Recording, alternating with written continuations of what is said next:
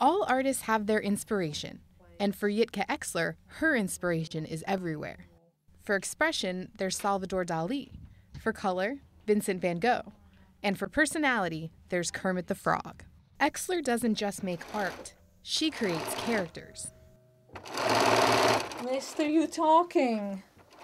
Based on New York City taxi cab, he has more energy than Con Edison, and he feeds off New York City noise.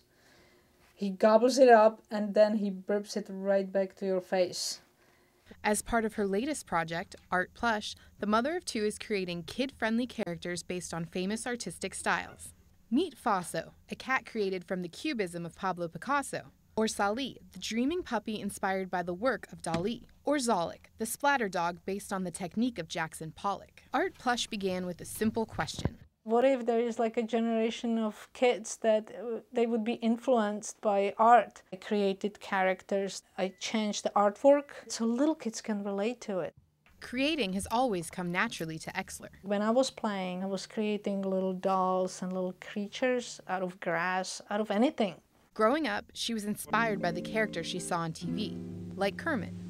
It's not that easy being green. In Czechoslovakia, the show wasn't on television, it was in German TV, and because we lived close to the border, so I could watch it on German TV in German language. It was called Sesamstrasse.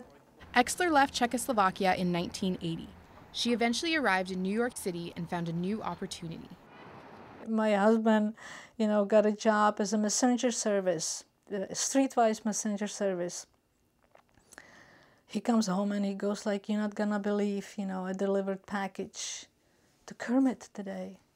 I'm like, "No kidding," I was like all psyched because of Kermit. Exler called Henson Associates and got a job as a Muppet designer on the Jim Henson Hour. After Henson's death in 1990, nobody, including Exler, knew what would happen next. It was just sad, you could cut the air. It was like a chainsaw. Exler left Henson and was freelancing when she got the idea for Art Plush. She's shopping the concept to museum gift stores in New York City and has sold the dolls at craft fairs and in her community. Creating with these like funny creatures makes me like incredibly happy. And what better way you can think of than to share it with someone. Emily Lavin, New York City News Service.